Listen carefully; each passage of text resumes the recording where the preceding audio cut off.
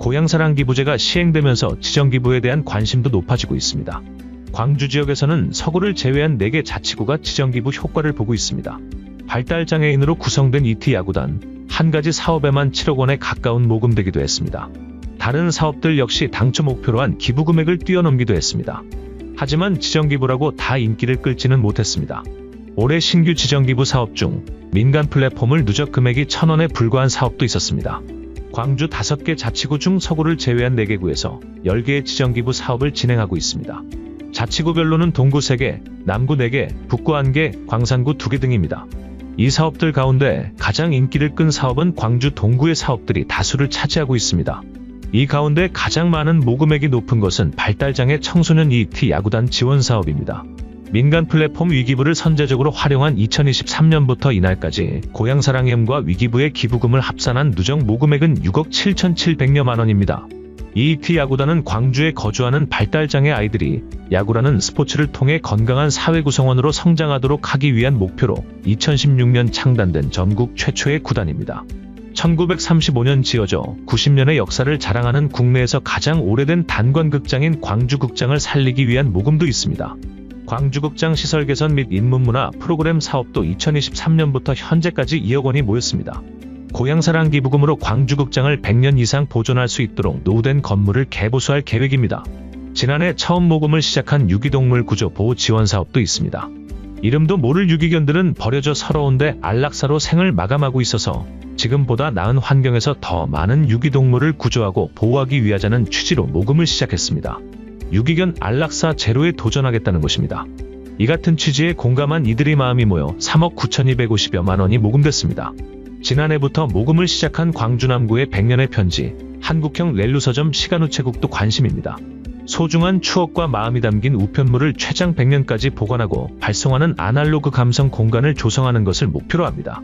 2026년까지 4억 원 모금을 목표로 하고 있지만 현재까지 3,650여만 원이 모였습니다. 대한민국에게만 유예된 축복을 여는 기차는 남구 효천역에서부터 최북단인 도라산역까지 운행하는 통일유도 열차로 민간인은 쉽게 가지 못하는 DMZ 투어와 도라산 전망대 방문 등의 현장을 탐방하는 이색 사업도 있습니다. 이를 통해 온 세대가 통일의 필요성을 인식하고 북한을 이해하는 평화 공감의장을 마련합니다. 지난해부터 현재까지 3,100여만 원이 모금됐습니다. 이외에도 남구는 고향사랑 기부제를 통해 장애 관련 기금도 마련합니다. 예술가들의 희망선율, 함께 울려요와 모두의 자유로운 이동을 위한 한 발짝 보장구 클린 서비스입니다. 하지만 의미가 좋고 지정기부라고 해서 큰 인기를 끌지는 못했습니다.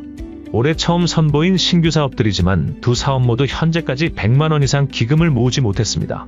장애인 예술가들을 위한 사업은 위기부에서는 영원 고향사랑엠에서 50만 원이 모였고 보장구 클린 서비스는 누적 56만 원을 모집했습니다. 지난해 11월부터 모금을 시작한 북구는 교통약자가 이용 가능한 대중교통 정보와 숙박시설, 휴게시설, 주요 관광시설 및 식당 등의 정보를 제공하기 위한 시스템을 구축하기 위해 기금을 마련하고 있습니다. 교통약자 살만나는 생활편의로드 맵 어플리케이션 구축 사업을 통해 장애인 등 교통약자들의 이동권을 보장합니다. 1,460여만 원이 모여 목표 금액 5천만 원과 괴리가 있지만 내년 6월까지 기부 총액 달성을 향해 나아갑니다. 광산구도 올해 2건의 신규 사업을 발굴했습니다. 이주배경 청소년 문화적응 프로젝트와 함께해요. 1,000원 한 끼 운영 지원입니다. 광산군의 4천여 명의 이주배경 청소년의 적응을 돕고 돌봄 취약계층에 따뜻한 한 끼를 제공하는 사업입니다. 올해 첫 모금을 시행한 만큼 이주배경 청소년은 누적 1,000원 한 끼에 71만 원만 모이는 데 그쳤습니다. 광주에서 유일하게 지정기부 사업을 하고 있지 않는 서구의 경우 이르면 2월 중 사업안을 발굴합니다. 천원국시와 천원택시가 대표적으로 늦은 만큼 서구만에 특화된 고향사랑 기금 사업을 발표할 계획입니다. 지방재정 악화와 지역 불균형 해소를 위해 도입된 고향사랑 기부제가 시행 3년 차에 접어들면서 많은 변화를 맞습니다. 각종 규제로 제동이 걸렸던 모금 활동이 올해부터는 많이 완화되면서 각 지자체에서도 고향사랑 기부가 더욱 활성화될 거란 기대감이 높아지고 있습니다. 지난해 초 고향사랑 기부금에 관한 법률 개정안이 국회 본회의에서 의결되면서 고향사랑 기부금 모금 방법 제한이 완화되고 지자체의 모금 자율성을 확대하기로 했습니다. 우선 기부금액은 기존에는 1인당 기부 한도가 500만 원이었지만 올해부터 2천만 원으로 상향됐습니다. 이에 따라 기부 의사가 있는 기부자가 더 큰 금액을 기부할 수 있게 돼 지자체 차원에서는 재정 확충에 더욱 큰 도움을 기대할 수 있게 됐습니다. 정부 공식 고향사랑 기부 모금 포털이었던 고향사랑 이음과 함께 민간 플랫폼을 통한 기부도 가능하도록 경로를 넓힌 것도 기부 활성화에 도움이 될 것으로 보입니다. 지난해 12월 행정안전부가 시행한 디지털 서비스 개방 사업으로 농협기업은행, 국민은행, 신한은행, 하나은행 등의 금융기관을 통한 기부도 가능해졌습니다. 고향사랑 기부금법에서 금지하고 있던 문자메시지 등 전자적 전송매체와 동창회, 향후회 등 사적 모임을 통한 기부의 권유 독려행위가 허용된 것도 제도 활성화에 영향을 미칠 요인 중 하나입니다. 자발적인 기부를 권장한다는 취지지만 많은 지자체가 향후회 등 기부 수요가 많은 이들에게 알릴 수 있는 기회가 없어 모금에 제약이 따른다는 지적이 끊임없이 제기되오다 지난해 8월부터 개인적인 독려와 권유가 허용됐습니다. 고향사랑 기부 기부자에게는 기부금액의 30% 이내의 답례품이 제공됩니다.